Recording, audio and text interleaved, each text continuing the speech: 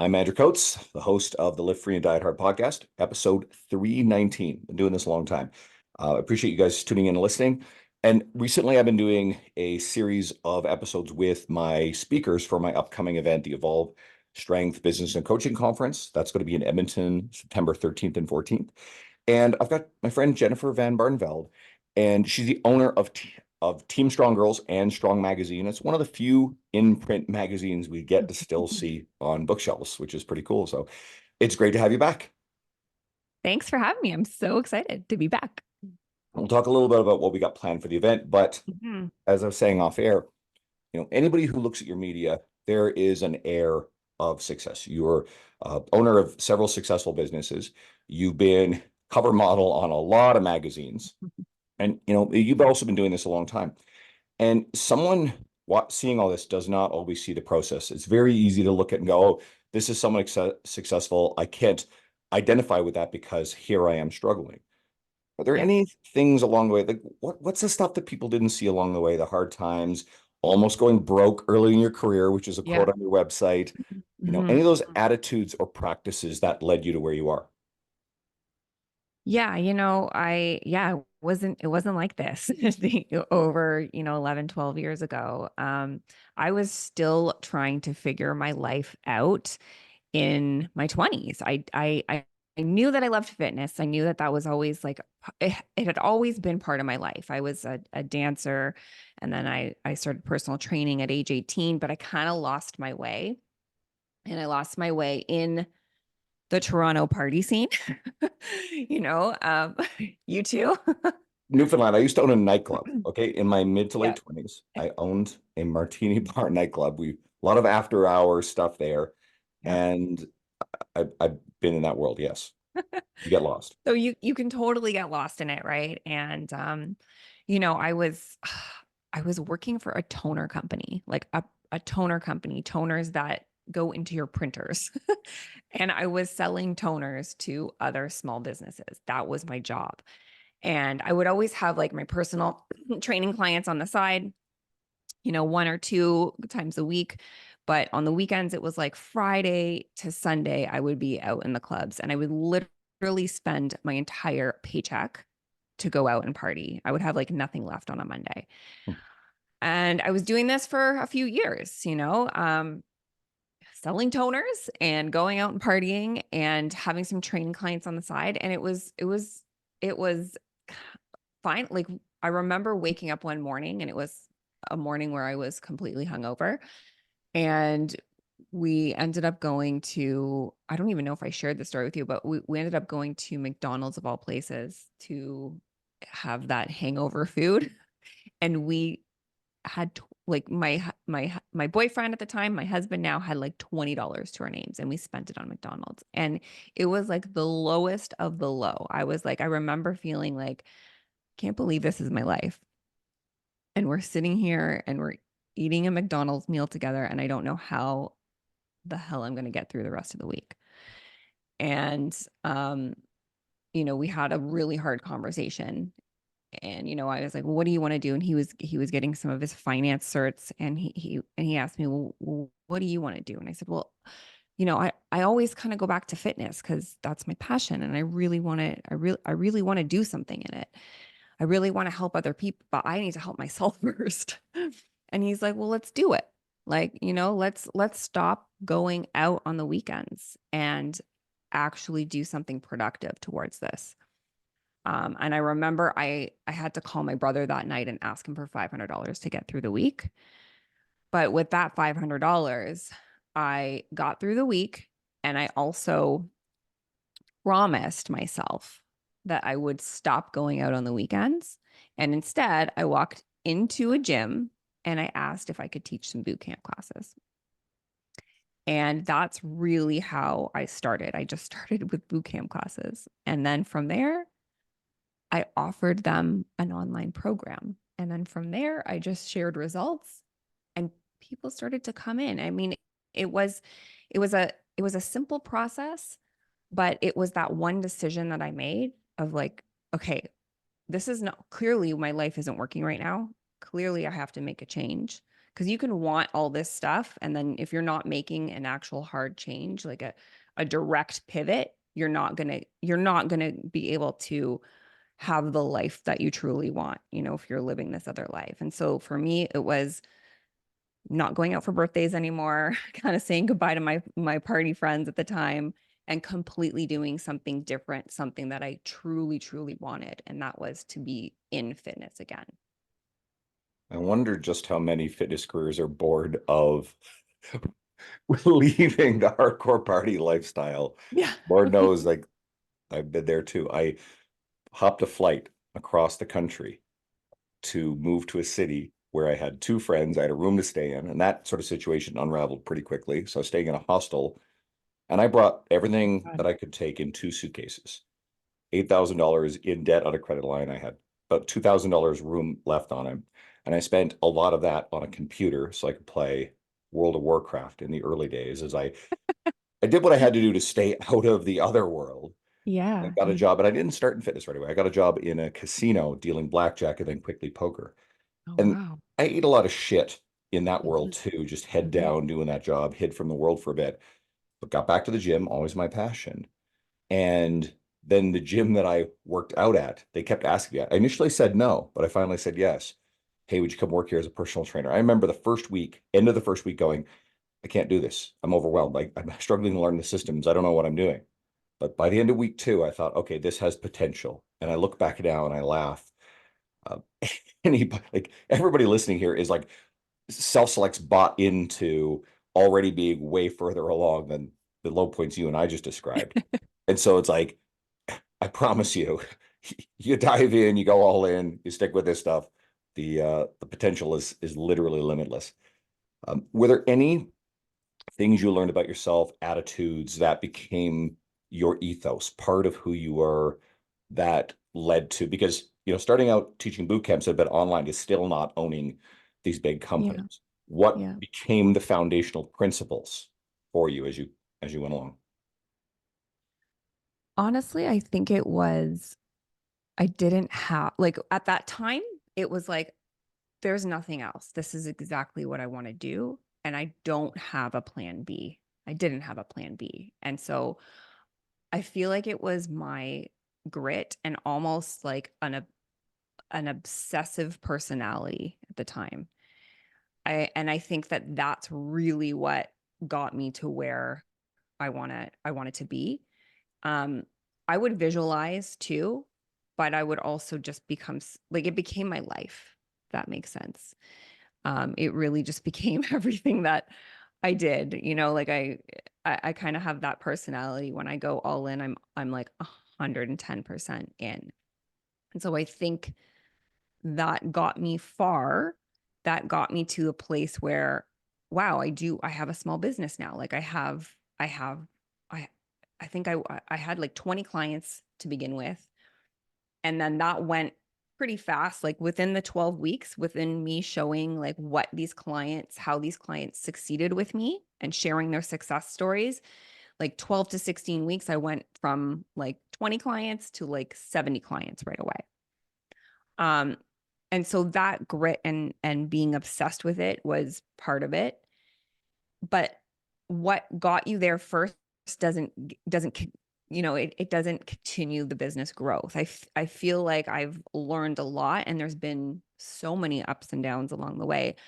I really wish that I had business training in school, accounting training, and just how to grow your business, because that it's a huge learning curve. And I'm sure you have a lot of insight here too. There's a lot of ups and downs with that, with learning that. So I feel like now it's accepting that there is going to be downfalls, but pivoting quickly. I feel like my superpower now is just really pivoting quickly, and not thinking too much, like not like overthinking, just kind of going and testing things out, and then just testing things out and going with it. That's what I feel like my superpower is now, to continue the business growth. um and also like looking for other opportunities to partner with people. I feel like that's kind of the next stage of growth.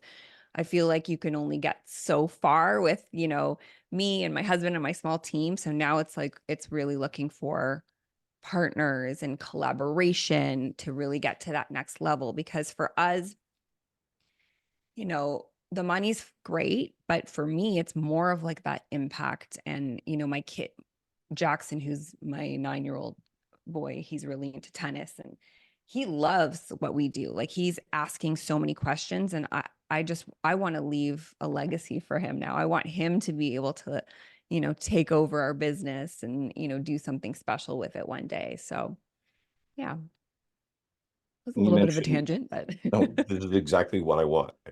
Uh, you mentioned the importance of other people. So obviously your husband has been a fairly big backbone to this. And Mhm. there are a number of examples of successful couples in fitness industry. And oftentimes one takes the forefront. I can think of my friends Dennis and Kelsey Heenan, who spoke at my conference last year. And Kelsey's very much the face, and Dennis just loves, thrives on the back end. Or Don Saladino. His wife Mhm. Mel is a saint. She's an age-old wonderful, does not want to be anywhere near the limelight. Don just plays the star. Another speaker at our event, Dean Somerset. Dean, his wife Lindsay works very closely with him. Like pretty much, I think at this point manages a lot of the back end for him. But again, Dean is the brand, and there are Yeah. many, many examples. Like every once in a while, you get sort of a Layla and Alex Hermosi type thing, who Where your they're origin both. stories Yeah. does not sound dissimilar to where they've been, and then Yeah. they sort of like shine together. But Mhm. there's him. So how important has your husband been in this? And then how did you find your people to build with, like Jacqueline and the rest of your team? Yeah. So Vince and so Vince is very much behind the scenes. Like you said, he doesn't really like to come to the forefront. He's actually like in the last couple of years, he has been, not so much in like the social media part of it or the, personal brand part of it, but he's come into, we have a certification called our Strong Formula certification. So we teach that together. And we also have our perfect client program, which is like the next phase after the certification to teach coaches how to like grow their coaching business and, grow their lead generation and invite people into their program. And I say like Vince is the secret sauce to that all because he's helped me do that. And so he comes in and teaches a lot of our clients who want to become coaches, who want to start their own coaching business. He really helps them take that idea and make it a reality. So he does have a very big part in the business side of it. But yes, for me and like Strong and he's very much working behind the scenes and that's the way he likes it too. He doesn't like to show up on social media. He's like, I just want to be a dad on social media. That's all I want to show. And so how did you start finding your team members? The rest, Yeah. I mean, it's almost entirely women outside of Vince, right? Yeah, yeah, Vince is like the only guy, and then well, we have our partners, Kim and Paul. Paul's the photographer for Strong, and so, yeah, it's just them two. But how I met Jacqueline is I met her on a photo shoot in the Cayman Islands, and um, I had a 2-year-old boy, and we were flying out. That was my first trip away from him, but we were shooting for Inside Fitness, and I met her at the same shoot, and her personality is so bubbly. Like Jacqueline, she's just so bubbly. She's like a breath of fresh air, and we really hit it off when we just started talking. And she said she was working for a law firm at the time, but she said that she really wanted to get into coaching, and then she told me like her philosophy of how she believes in eating all foods and like really teaching people how to take more of the lifestyle approach. And so a lot of our beliefs and values were very similar. So as we got really, really busy that year, and we realized that we do need to find another coach or an assistant coach. And I remember our conversation. So I reached out to Jacqueline immediately. And she wanted to do it. And then from there, we've just had a lot of, we've had a lot of our girls go through the program and absolutely love the Strong Girls brand like it's their own. And, you know, we've had those conversations afterwards, and they just express how they want to be involved some way. So we'll take them through the training, and they become part of the coaching team. Of course, after they're all certified and everything, and they go through proper training. But it is usually somebody who is part of our community who we work with. I've told this on air before, but I don't know if it was our last episode. But the reason why I found out who you were and came across you as the individual as opposed to the brand of Strong Magazine was because a client of mine happened to know Jacqueline growing up together. Oh, really? And Yeah. then there are also some ties, 'cause my client's a lawyer. So there's some, I think some ties there too. There's some blurry timelines exactly how it worked out. But she had mentioned her friend Jacqueline, who's into fitness. So I go and I follow and I'm like, oh, cool, Team Strong Girls, whatever. And then I just literally hit follow on your profile and a few of the other people attached. We started chatting right away, got to know a bit more about you. And then, then this podcast, and now you're speaking at my conference. So Yeah, I'm so excited. it's funny how these things materialize. People often don't understand that sometimes it's just this weird coincidence or point of luck. That's why you really do have to go out and do stuff, like we can this world has really shifted, especially after the pandemic, of like people kind of staying in more and moving more towards like Zoom meetings and, Zoom events and that sort of thing. So that's why, when you asked me to be a speaker, I was like, absolutely. Because it's not only and thank you for this, not only will I get a chance to, share with other coaches how, to help grow their coaching businesses, but also the chance to connect with people in the industry, because, it can literally be life changing. You go to one event, you meet one person, and it can really change the trajectory of your business, or, in some ways your life, when you partner with somebody, or, something comes out of it, it can really be life changing. It's happened to me. It's very much the story. I started traveling to events. Many of the connections that led to most of my writing opportunities, which of course is a big foundation of my brand. All of the public speaking stuff was born of the people I met in my travels. 2017, I went to Luca's Bigger Ground Fitness and Business Summit. I didn't know almost anybody there. I'd met two of the speakers previously. I brought a couple of friends, and I got to know Luca, and I didn't get to connect with him a lot there because he's busy running his event, but nurture that relationship, had him on podcasts, came back in 2021. And Luca spoke at my event last year. He's speaking again this year, and he's got me in his lineup for the 2024 Vigor Ground Business Fitness and Oh, that's Business Summit, which amazing. is just earth shattering to me. Like that's incredible. Going from literal unknown 7 years later to on the stage is great, and you're going to enjoy. You'll get to beat Luca. So I hope everybody listening will consider coming and checking the event out because Yes. this stuff has changed my life. All right, 100%. 100%. I feel the same way about, um do you know Stephanie Estima is the name, Giovanni? yes, okay, I know Yeah, the name. so we worked with them for a while, and Gio helped grow our business and help kind of launch the certification that we have too, and you know eh, just doing things with her, and going on her podcast, her coming on mine. There was so many opportunities that opened up after. So I feel like it's really important, if you're a coach, if you want to get into this industry, to go out to these events, to collaborate with fellow people. I know you're a huge believer that you always ask me, like, who do you want me to put you in touch with? Because it's so beneficial. Like, it can really just take that one conversation, that one interaction or collab, that can take your business from 2 out of 10 to a 10 out of 10. It really can. It really can. And you go to these events, you never know who you're going to run into. I happen to connect with a couple of girls who are close with you, Amy and Sarah, and they Oh were down yeah, at Amy and Sarah, I love them. I love them Coaching so much. Con, and I believe I wouldn't be shocked if they're listening. Hi, girls. I believe both will be Sarah for sure, and I think both may be attending my event. So we'll see you guys there. And yeah, we just got to connect to you. Then all of a sudden, you start comparing notes on who knows who, and then you have things to talk about. It's not name dropping. It's literally just like looking for the 6 degrees of separation, and more often than not, it's about 1 degree of separation across our industry. And 100%. so 100%. then you said, and I love this. I heard this somewhere. I think Hormozy said it. It's like Churchillian drift. You ever hear Chris Williamson of Modern Wisdom talk about Churchillian drift? Like all quotes get attributed to Churchill. I feel like now a lot of stuff gets Yeah, attributed to Hormozy, probably. but Hormozy's I like it, but he's parroting everybody else's stuff too. It's this concept called surface area of luck, and you basically said it without that phrasing. I really believe you have to get out of your basement. I really believe you have Totally. to, Mhm. and it's not necessarily just, hey, come attend my conference. It's get out to local coffee shops. It is Yeah. get out to local businesses. Just be out in the community. The world is not going to come to you. And more and more, I mean, sure, if you're really savvy with social media, you can bring the world to you. But I think there's a lot of people sitting and hoping and waiting in their basement and hoping that they'll hit virality with social media.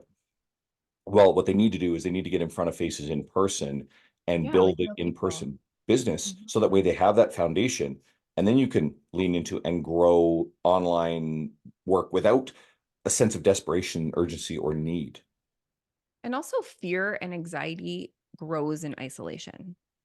So if you're not where you want to be, it's probably because you're stuck there, right? Like you're not going out enough. Like you need to surround yourself with like-minded people who understand you, because this career, maybe it's a little bit better now, but this career in itself, if you're like an online coach, it can be very lonely and people don't understand what you do, right? Maybe more so now than it was 10 years ago. Because I remember telling my parents at a dinner that I'm going to be an online coach, and they're like, "You're going to coach people on email?" And I'm like, "Yes." And they're like, "What?" They're like, "You should really consider staying at your toner job, Jennifer." It's funny how parents do stuff like that. I know my dad was not thrilled when I left the casino job. And then, but now he's just a raving supporter and loves seeing what I'm doing. Then he was nervous about, Yeah. apprehensive about me leaving the commercial gym that I worked at, which it just was such a difficult situation by the end. And then obviously the opportunities I get now because I started my own business, and of course they just love it, right? Yeah. And Yeah. so we all got Well, to you had hang to out. kind of prove it to them, right? Like now Yeah. my parents are bought in. They're like, "This is amazing." They love it. They tell all their friends are so proud, but you have to prove yourself for a couple years first. Oh, I'm sure. At least now, careers in fitness are more ubiquitous and mainstream Yeah. and I think socially acceptable where I mean you were doing online training before it was a thing, right? Before Yeah. even like a Yeah. Jonathan Goodman even had his online trainer academy, you know, Yeah. you I get think to I meet started Jonathan. like maybe like a year before that. I think he started 10 years ago, right? Did he start 10 years ago? I'm not sure when that academy started, but I mean, he's been one of the leading figures in terms of popularizing it. COVID Yeah. was a major inflection to where it just shot everybody into the space. Mhm. And he's the one who had like the first big textbook-based certification. But there's a network of this insider network, affiliate network of people like Dean Somerset and John and others and like early adopters like yourself who were doing this, but it wasn't mainstream by any stretch of imagination. It No. wasn't like a normal thing for someone to go and grab the Renaissance periodization app and Yeah. use that for their online coaching, right? I think the pandemic really made it more like people understood it after the pandemic because everybody had to kind of switch to the online world at that point. So, yeah. And now everybody wants an app. Yeah. Yeah. All the coaches want apps. I've had several coaches on recently who all have apps, and there's some cautionary tales there. They talk about the money and the time and the stress that went into developing them. So we danced around this, but how do you filter opportunities? How do you filter? Because given there are people knocking on your door all the time, there are always people who are like, "Hey, how do I get featured in your magazine?" Like I'm sure that's a deluge constantly. But for you, your career, where you want to take all this stuff, how do you guard your time? Because you obviously have a young family, and that features very prominently in your media. Yeah. What do you Yeah. value? And how does someone, let's say someone literally wants to develop a connection with you, instead of coming in and going, "Hey, here's this thing that like is a thinly veiled give, but really it's just, hey, something to benefit them." How do they actually support you and what do you value? Right now, I will value like podcasts like this. Like, I feel like that's a really good way to get to know somebody. Like, not only do I get to, deliver value to your audience, but I've had you on my podcast. I feel like that just really opens up a relationship, but also enough time together. Like these podcasts are usually like 30 minutes to 60 minutes. I get to know you, you get to know me, and then I understand if I want to do more things with you because we have commonalities. You have some of the same beliefs and values as me, and I know that you can help my community and I can help yours. So I feel like that I do value podcasting a lot. Now that I'm going to be speaking on your stage, I'm like, I would love to do more of that type of thing. But yeah, I guard my time. I like to get to know somebody, and I like to get to know if like it's a win-win for the both of us, because I know that I can deliver, like I said, value to you, and you can deliver value to my people too. And that's really what I put in the forefront, is like my community and how I can like service them more and how I can give them more value. And if I come across somebody that can can help elevate that, then oh my gosh, I want to work with you. I'm already thinking about some podcasts I could probably get you connected with. So I'll Okay. work on that. See, this is how I work. This is my love language. My brain is always thinking, all right, how can I do things that are uniquely valuable for other people, right? I love that stuff. You're so good at it too. You're Yeah. amazing. Honestly, I wish more people could like think this way. And then you'd be surprised. I think most of the people who listen to podcasts like this are genuinely not transactional, not status seeking. I think they're genuinely of, an abundance mindset give. But the industry has a lot of the former qualities. And I think if more people just shifted to trusting the process, showing up, giving, supporting, just sharing other people's stuff, tagging, the individual actions may not pay off one to one. It's not about that. But for everything I've ever been able to do, I mean, the universe in this industry has given me back tenfold. The stuff that I get to do is just unbelievable. And I know that payoff's there. It's not about trusting the payoff. It's just because it feels good, but you get rewarded Yeah. along the way too. And it incentivizes you to keep doing it. 100%. And it's like that karma, like it's good Mm. karma, when you do, and it makes you feel amazing when you're, and this is how I feel when I help somebody, who has a 9 to 5 job, and they transform their bodies or their lives with me. And then, now they're getting questions from their friends, from their family. How did you do this? And then they're like, you know what? This is like amazing. And I want to consider going into this, can coaching possibly.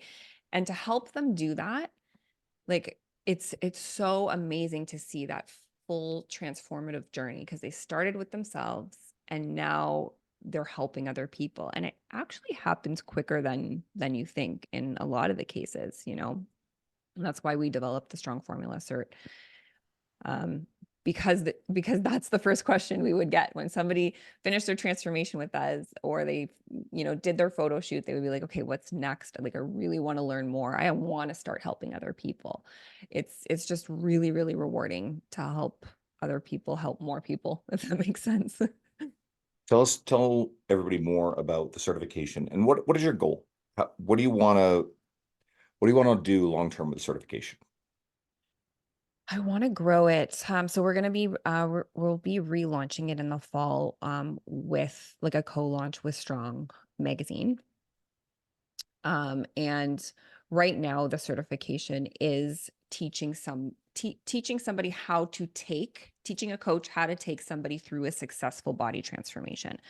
So I saw that there was a gap in the certifications out there. A lot of, like I said, a lot of my clients, they wanted to know what certs to get in order to become a coach. And so I would send them, to get their nutrition cert, and then I would send them to get their personal training cert, and they would come back to me and they're like, okay, I'm done. Now what? And they still didn't know how to actually deliver a program or take somebody through a body transformation. And most people, when they come in, they do want some sort of fat loss, muscle building, body recomp, right? And they still didn't know how to do that. So we really teach teach our methods. We teach them how to take somebody from A to B, and then also develop their first program, and then offer, a founding members special offer to, like they're, 5 to 10 people. So after the program, they have basically their entire system built out, and they can start offering inviting people into their program. This is really filling a gap because all the basic certifications that are out there, and some of them I like, and some of them I'm like, meh, whatever. I won't say names, but they don't have that business setup. Here is how to actually do your coaching business. Hmm. Hmm. Yeah. So by the end of it, they'll have like all of their meal, like, I mean, you do have to go in and customize it, but they'll have all their meal plans laid out, they'll have they'll have a few different training programs, constructed. And of course they do have to do some tweaking depending on the person.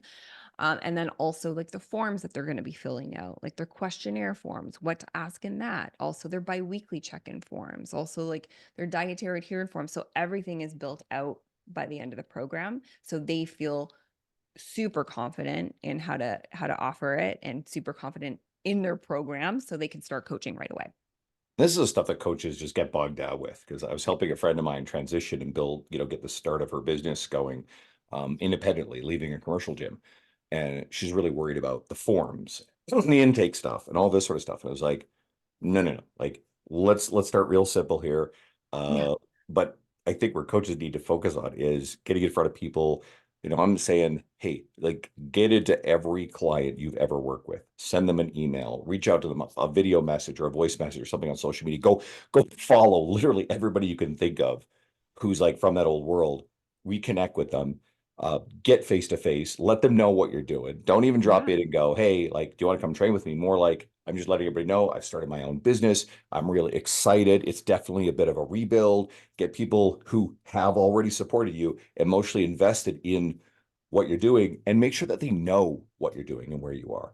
That right Yeah. there will get you busy. And you can figure out a lot of the systems along the way. But boy, it sounds great if you actually have the templates Yep. to know Yep. what to do to start with. So where does, let's say Yeah. someone's listening and they're interested in checking out that certification, where do they go? Yeah, I'll send you the link if you wanted to include it in the podcast notes. If Absolutely. it's just it's right now it's a questionnaire just so I can get to know where you're at in your current business, what certifications that you already have. And then I'll reach out to you directly and we can set up a quick combo. Cool. If anybody's listening, and obviously if anybody's listening and this sounds just interesting in general, I just want you guys all to follow Jennifer anyway. What's your Instagram handle for you and the other brands? Yep, You it's at coach_JVB, and then it's at Strong Fitness Mag and at Team Strong Girls. So three. Beautiful. Right? And this is literally what I did. Like, I'm not telling you guys to do something I didn't do. I literally found out about you and I went and followed all these things. And that led down the rabbit hole to where we are right now. And now you're going to be speaking at my conference soon. So Yeah, obviously, so excited. oh, I can't wait to, because it'll be the first time we meet in person. But I know you're doing really cool stuff. So it makes it very easy for me to want to share you with the industry as a whole. Because again, the more examples of success and like that story, like I did not know the humble beginnings to all this stuff. Is Yeah, like, we were is living in his parents' basement. I don't think I mentioned that. Like we were both living in his parents' basement at the time too. So right. And like major humble beginnings. if someone goes to look at your social media, they're like, oh, you like life looks good, right? You have this wonderful life with your family. Yeah. And I bet you there's a lot of people listening who are maybe somewhere along that road and doing pretty well, but kind of go, oh yeah, I remember those days too. I Mhm. promise you, a lot of us have been there.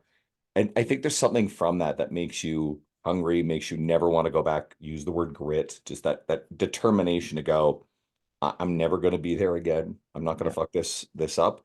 Yep. And once you get a taste of success with this and realizing here's the things involved, I think you just keep leaning into it. So I appreciate having you on. I can't wait to see you in person. Everybody listening, yes, I've been pushing the event hard. I want to see you guys there. I hope you'll take the plunge and come. And if you've never attended an event before, this will be a great one. I also heavily endorse Luca's Vigor Summit. Let me know if you have questions about that. That's October 10th through 12th. I want you to get something out of this. It doesn't even have to be mine. Ours will do great. And then by the time you guys will be listening to this, I will be in, if you're in the Toronto area, August 9th to 10th, I will be speaking at CanFit Pros Global Conference. I have a couple of talks there. So if you just happen to be in Toronto, shoot me a message, get you in last minute. That's a really cool event. I know Christian Thibodeau, Ben Pekulski, Lee Boyce, Martin Rooney, Melody Schoenfeld. Like the lineup is just monstrous for this one. So hopefully I'll see all your listeners somewhere. Worst case scenario, we have a virtual option. We'll see you on virtual. Jennifer, thank you so much. It's Thank always a you so pleasure. much. And everybody, again, I'm hoping that we can get these episodes in front of more people, share Jennifer with more people, share my other guests with more people. So they are discovering the lessons and the wisdom. And if it gets more people to listen to the podcast, that means I have greater reach and impact. You talked about this, wanting to have greater impact on the industry.